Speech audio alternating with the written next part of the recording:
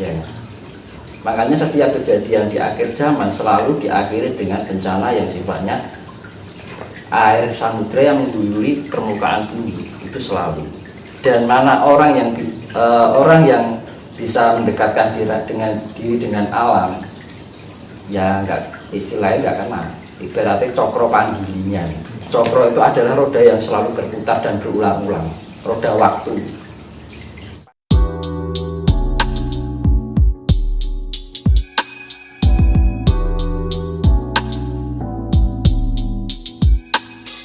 Kita berbicara tentang penyatuan dengan alam. Manusia jika mau hidupnya selamat itu harus bisa menyatu dengan alam. Seberapa besar efek bagi manusia jika manusia tersebut melupakan dan bahkan tidak menyatu dengan alam? Itu tadi seperti yang saya bilang dulu, ya kan?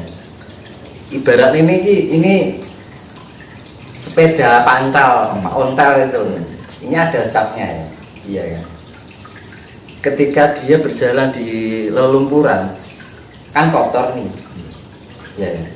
Lah, cat ini kan juga termasuk bagian dari luar dari rangka sepeda, ya, tapi kan sudah melekat, iya kan? Iya. Dan yang kotoran yang sisa-sisa lelumpuran ini kalau kena air pasti hilang lah. Tapi catnya kan enggak. Karena apa? Catnya sudah melekat pada rangka sepeda itu tadi. Dan secara analoginya seperti itu. Ya. Nah, pada istilahnya ini mendekati yang akan terjadi nanti. Jadi ibarat itu bumi itu dimandiin. Ya gitu. Ya, yang mandiin apa? Ya air samudra. Air samudra kan sifatnya penetralisir, neutron kandungannya. Ya. Makanya setiap kejadian di akhir zaman selalu diakhiri dengan bencana yang sifatnya air samudra yang mengguyuri permukaan bumi, itu selalu. Dan mana orang yang bisa mendekatkan diri dengan alam, ya enggak, istilahnya enggak kena. Ibaratnya cokro panggilingan. Cokro itu adalah roda yang selalu berputar dan berulang-ulang, roda waktu. Panggilingan, ya kita beranut. Yang namanya penggilingan ya kita akan tertindas nanti. Ibaratnya paridaya dapat diterima. Ya, mencari bibit yang sepantasnya untuk dilanjutkan pada kehidupan selanjutnya. Kalau kita tidak bisa pantas untuk pada kehidupan selanjutnya, ya sudah, ibaratnya akhir kuburan, masalah lemah gitu. Nah, sebelum hal itu terjadi, kenapa dengan adanya bencana ini, bencana itu berkali-kali bertubi-tubi nggak berhenti-henti? Sebenarnya itu secara nggak langsung alam itu mengingatkan tentang ini. Wiwai cik podo abot mikir kabehnya, wedine ora iso pitik dan itu. Belum nanti sesuatu keinginan yang selalu membelenggu keinginan kita, ingin di rumah, pengen di mobil, pengen itu, seakan-akan itu hidup itu akan baik-baik aja dengan kehidupan dunianya. Tapi alam berkehendak lain, ya. Makanya hakikat untuk mencintai alam atau bisa menyatukan dengan alam itu, alam akan memberikan apa yang sudah kita berikan. Begitu juga sebaliknya. Alam pasti memberi pada kita, tapi kita belum tentu memberi pada alam. Bisa. Alam nggak pernah, ibaratnya ini bumi mau diinjak-injak, ya kan? Mau dihina, mau diludahi, masih tetap memberikan yang terbaik buat segala makhluk yang ada di permukaan. Kadang-kadang zaman saat ini ya emang kehidupan dunia itu sangat menggiurkan ya. Karena serba dienakkan itu tadi, terus lali zaman yang namanya orang kalau sudah dienakkan kan lupa ya. Biasanya kan seperti itu. Orang kalau sudah enak kan lupa. Iya. Kita itu kurang dienakkan apa di dunia? Nek dipikir iso nyandang, iso duwe omah, iso tuku iso turu ning kasur. Bayangkan leluhur kita dulu, apa nek kasur turun ning galan. Ya kan?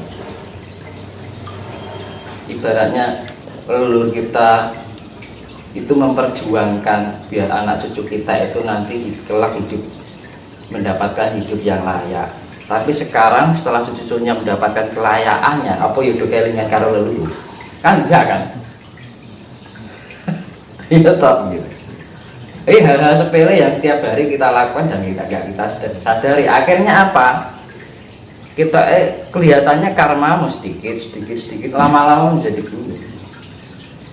Nah itu yang kita waspadai adalah kesalahan-kesalahan diri kita yang tidak kita sadari, walaupun itu sedikit demi sedikit. Akhirnya apa? Ya wes, akan kembali itu akan kesulitan. Padahal ya itu makanya zaman dulu diberikan ajaran Sastro Sindro Hayunera Pangruwating Diyu.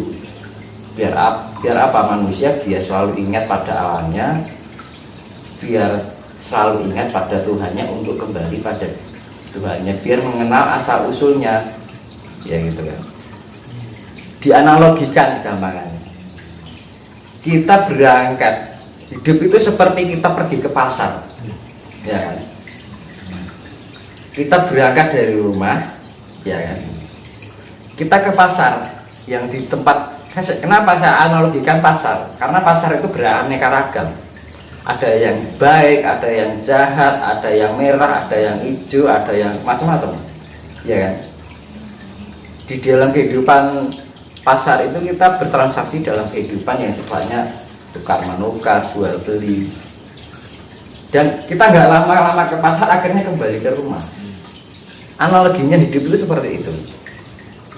Ibaratnya seperti itu. Kita dari rumah pergi ke pasar, nggak lama-lama ke pasar pergi ke rumah lagi. Itu pun kalau itu ingat sama rumahnya, karena kesasar begitu. Makanya kita harus tahu makanya kita harus tahu di mana kita harus kembali dan harus bagaimana, harus lewat mana. Makanya kan ngerti asal usul. Kalau kita nggak mau, kita berangkat tapi kita tidak mengenal asal usul, kita akan kembali, kita sudah nggak tahu jalan. Ya dengan mengingat asal usul ya kita ya harus tahu diri, yaitu tadi dengan pendekatan diri kita dengan alam, harus mempunyai jiwa yang penuh kasih sayang, kan itu. Terkait dengan ini penyatuan dengan alam,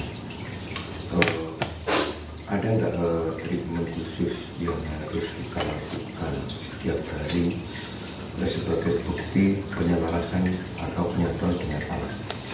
Apa yang harus kita lakukan? Yaitu kita mempelajari hal-hal yang sepele yang nggak kita sadari itu tadi. Contohnya kita minum aja ya. Kita minum kita sadari, kita mandi kita sadari bahwa kita diguyur oleh air. Itu akan menambah energi itu sebenarnya. Ya kan? Kita makan kita ingat makan. Terus itu sebenarnya topong rame ya. Di dalam kehidupan sehari-hari dulu, yang realita dulu aja, harus bisa merasakan bersyukur. Itu bagian dari perjalanan spiritualitas. Kenapa dibilang spiritualitas? Suatu sikap atau langkah untuk memahami segala perilaku kita sehari-hari, itu namanya spiritualitas. Membangun diri untuk menjadi pribadi yang lebih sadar, ya kan? Kita melakukan misalkan ini, kita bekerja dan kita sambil memahami segala apa yang kita lakukan. Nah itu bagian dari spiritualitas. Tidak hanya di saat penting aja. Makanya kan spiritualitas kan ada dua, topong rame kalau topong mening. Topong rame ya kita hidup di keseharian itu dengan keluarga, dengan teman, dengan pekerjaan, kan macam-macam ya. Kalau topong wening ya kita perenungan, relaksasi, menemukan tingkat kedamaian. Kedamaian jangan dicari tapi ditemukan. Beda loh, ditemukan dengan dicari beda loh. Misalnya jodoh ini jodoh dicari yang namanya cari itu pasti tumbuhnya dari rasa. Tapi kalau dipertemukan karena suatu energi yang saling menyatu, ada tarik unsur tarik menarik. Tidaklah ya. Nah itu kedamaian tidak untuk dicari tapi dipertemukan. Nah, bagaimana cara mempertemukan kedamaian itu? Kita harus mempunyai dasar kasih. Ya, itu kedamaian. Dasarnya yang kasih. Dan ibaratnya kata termaning urip dimunung ana ning kata termaning ati. Kalau kita nggak bisa menentukan di dalam hati kita sendiri, ya mana bisa kita menemukan kedamaian? Sepele ya. Kadang kita terlalu was-was. Nah makanya kalau kita sudah mencapai tingkat kesempurnaan level spiritual yang level tinggi, itu orangnya ya kalem, santai, pikirannya lebih universal, pola pikirnya lebih fleksibel, ya kan. Orang kemurungsungan dalam arti tidak khawatiran gitu loh. Pembawaannya tenang apapun yang terjadi. Selalu melangkah itu selalu diberikan terlebih dahulu. Mau ngomong itu loh diberikan dulu. Makanya di dalam Jawa, nek ngomong itu dipikir dulu. Ojo mapan lagi pikir orang ning ngarepe lati, ning mapan ke ati ning ngarepe lati. Ya kan? Mula diarani lati paling landep di dalam raga kita. Mulut ini. Itu hal sepele loh. Kadang-kadang kita menyakiti orang lain tanpa kita sadari kalau kata-kata itu menyakiti orang lain. Makanya sebelum kita mengatakan berkata pada orang lain, kira-kira misal kata-kataku ini saya tujukan kepada saya, kira-kira menyakitkannya. Nah, kadang-kadang hal sepele di dalam kehidupan sehari-hari itu sering terjadi. Dan orang yang sudah melatih itu masih gitu. Apalagi yang nggak mau menyadari gitu.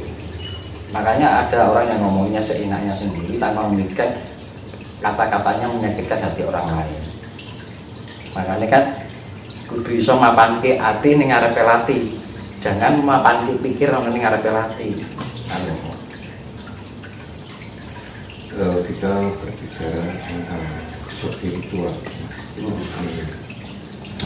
ada nggak hal-hal yang tersulit sebelum kita belajar spiritual?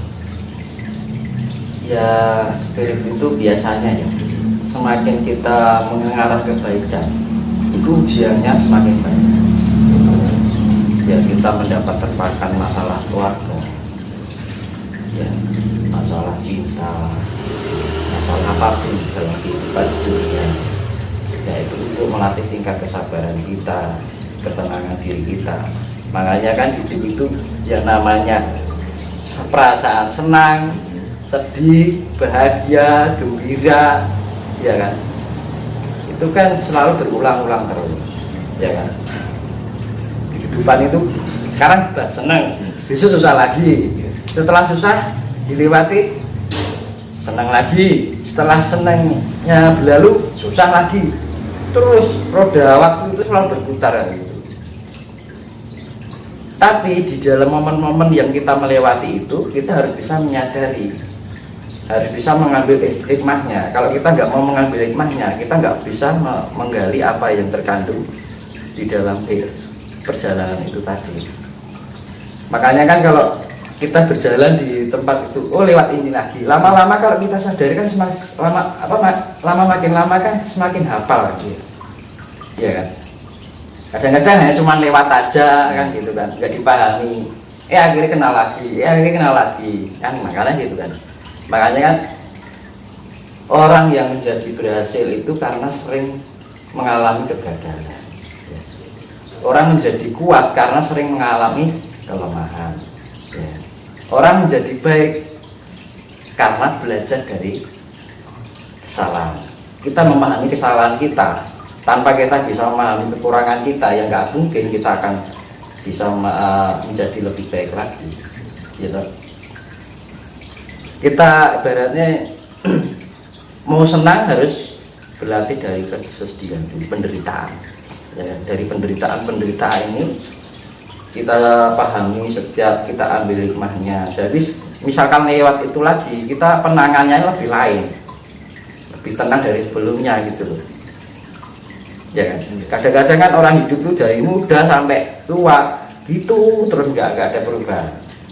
Nah, makanya kan kedewasaan seorang tidak di